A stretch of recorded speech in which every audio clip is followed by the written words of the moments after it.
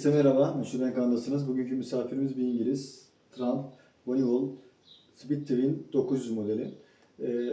2023 yılına kadar Speed Twin diye anılan bu motor, 2023'ten sonra ismini Speed Twin olarak değiştirdi. Bu bir aylık tecrübelerimizi sizle paylaşacağız. Artıları, eksileri nelerdir, nasıl bir motor, bize keyif verdi mi, bizi ne rahatsız etti? Bunları sizle paylaşmayı düşünüyoruz bu videoda. Dışarıdan baktığınızda büyük bir CG gibi görünse de aslında farklı bir motor ve farklı bir İngiliz kültürünün, klasik İngiliz motor kültürünün modernleştirilmiş bir hali olduğunu söyleyebiliriz. Kullanmadan, tecrübe etmeden bununla ilgili yorum yapmanın çok mantıklı olduğunu düşünmüyorum. O yüzden tadına bakmak ve kullanmak lazım. Teknik özelliklerinden başlayacak olursak 900 cc'lik sıvı soğutmalı, paralel çift silindirli bir motor, 270 derece crank açısı sayesinde ve Twin karakterine yakın ses ve his veriyor. 65 beygirlik bir güç üretiyor, 80 Nm tork ise 3800 devirde sizlere ulaştırıyor. 5 ileri şanzıman bunun negatif özelliklerinden bir tanesinin olduğunu söyleyebilirim. Çünkü insan 6. vitesi bunda maalesef arıyor. 216 kilogramlık bir ağırlığa sahip. Aslına bakarsanız biraz ağır bir motor ama yere yakın olan ağırlık merkezi sanki çok hafif bir motor kullanılırcasına size bir rahatlık sağlıyor diyebilirim. Bence en büyük numaralarından bir tanesi sele yüksekliğinin alçak olması. Birçok kullanıcı için elverişli bir kullanıma sahip oluyor. Dediğimiz gibi ağırlık merkezinin aşağıda olması da zaten çok rahat kullanım kolaylığı sağlıyor. Yani daha önce hiç 900 cc kullanmamış bir kişi bile bunu rahatça kullanabilir. Şu an biz amatörü hemen hemen orta seviyelerde kullanıyoruz. Alt seviyeye getirdiğiniz zaman yüksekliği daha da aşağıda. Yakıt deposunun 12 litre olması ise biraz çok uzun yol yapan kişileri rahatsız edebilir. Biraz daha sık petrol ofislerine uğramanız gerekebiliyor. Ortalama 4.1 litre ise yani bu güçte bir motor için gayet makul diyebiliriz. Bakım aralığının 16.000 km ve bir yıl olması ise yine avantajlarından bir tanesi. Sürüş modları Rain ve Road moduna sahip. İki farklı modda kullanabiliyorsunuz. Rain modu bile gayet yeterli olabilir. Mod düğmesinden şuradan kontrolünü sağlayabiliyorsunuz. Bir üst vitese geçtiğinizde debriyaja bastığınızda modunuzu yoldayken de değiştirebiliyorsunuz. Kapatılır bir çekiş kontrol sistemi de var. İptal edebiliyorsunuz. Ve bu şekilde biraz daha hard bir kullanıma sahip oluyor. Alt devirlerden itibaren yüksek bir tork olması büyük avantaj ama tabii 5. vitese geldikten sonra 6. viteste artık 6'yı arıyor insanın ayağı. Bence en büyük dezavantajları frenleri. 900 cc ve 212 kiloluk bu ağırlığa rağmen tek diskle durmak zorunda kalacaksınız. Brembo bir kalipere sahip büyük de bir diski var ama tek disk olması özellikle arka frenin zayıflığı sizi uzun süreli kullanışlarda rahatsız edebilir. Fiyat olarak biraz tabii tuzlu motorlardan bir tanesi.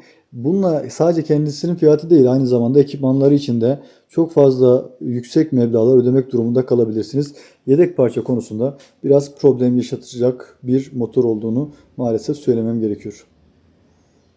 Motorun en büyük numarası sesi bence. Sesi ve tarzı. Yani İngiliz motoru dedik. Bunun işte büyük bir klasik geçmişi var. Bunun üzerine ufak bir modernleştirme yapılmış ama hala klasik yapısını koruyor. Mesela farlarına bile bakarsanız yani böyle işte Trump yazılı farları falan öyle havalı görünse de yine halojen bir far kullanılmış Speed Twin'de. Yani klasikten ödün verilmeden biraz modernleştirilmiş. Gördüğünüz üzere Rain modunda gidiyorum. Yani road'u çok aramıyorsunuz ama agresif sürüş isterseniz de size müsaade ediyor. İki farklı moduyla da farklı şekilde, farklı karakterlerde sürüş yapabiliyorsunuz. Ağırlık merkezinin yakında olması motorun rahat bir kullanımını sağlıyor. Gerçekten çok rahat bir kullanımı var ve küçük bir motor kullanıyormuşçasına kullanıyorsunuz ama biraz daha uzun bir boyu olduğu için ve oturma pozisyonundan dolayı gayet rahatça kullanmanıza müsaade ediyor. Şehir içi kullanımlarda yani hemen hemen hiç interkom açmayabilirsiniz. Sadece egzoz sesini dinlemek için İlk aldığım zamanlar için söylüyorum, kesinlikle açmadım. Sadece egzoz sesini dinlemek istedim. İnsana zevk veren bir egzoz sesi var ve şehir içinde yüksek torkuyla istediğiniz gaz tepkimelerine hemen cevap veriyor. Ama yüksek süratlere ulaştığınızda, işte böyleleri de var. Yüksek süratlere ulaştığınızda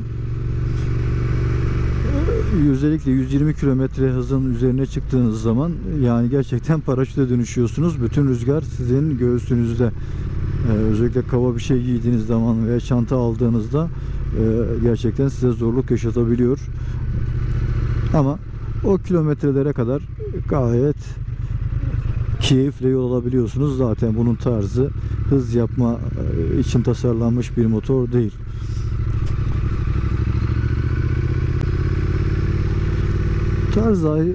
Yani bir tarz sahibi insanın tercih edebileceği motorlardan bir tanesi.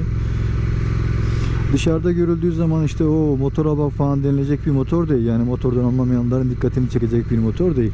Dikkat çekmek isteyenler için o yüzden çok avenli olmayabilir. Ama motordan anlayan, motorun ne olduğunu bilen ve keyif almasını bilen kişiler için bence zevkli bir motor statüsünde görülmelidir. İsminde de yine anlaşılacağı üzere twin bir motor, yani ikiz bir bloğa sahip, çift silindirli ve şeklinde bir motor. Bu da biraz daha kulağa hitap eden bir ses demek. Şu an benim mikrofonum içeride olduğu için tam almayabilirsiniz ama motoru kullanırken, özellikle tünellerden, kapalı yerlerden geçerken o tınıyı çok zevkle izlersiniz, dinlersiniz.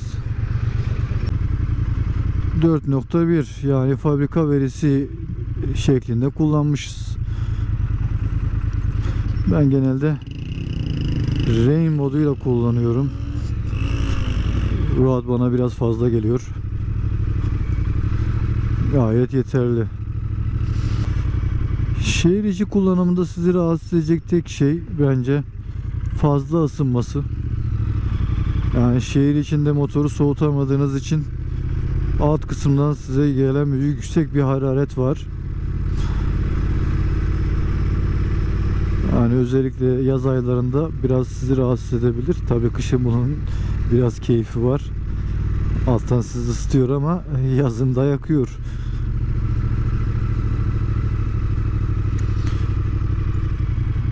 Amasörleri çok hoşuma gitti benim. Çok yumuşak.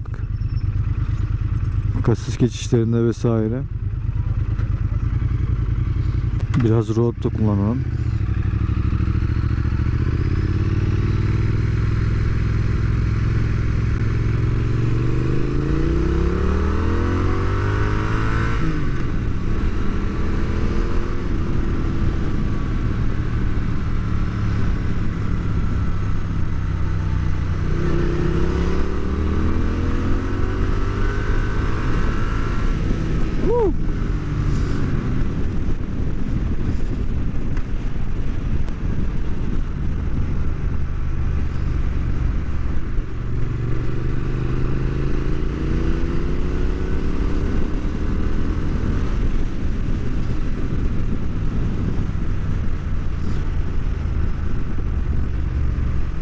Vites fark etmeksizin direkt 120'yi görebiliyorsunuz.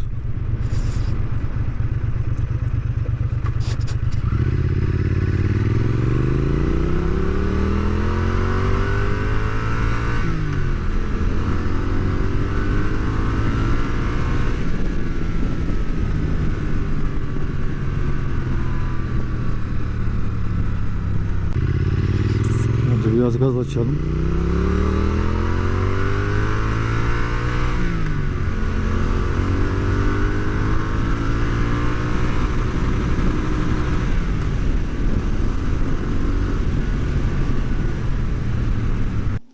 Bizim Twin'le anlatacaklarımız bunlardı. Bu şekilde fikrimizi sizle paylaşmış olduk. Umarım beğenmişsinizdir. İzlediğiniz için teşekkür ederiz. İyi günler dileriz.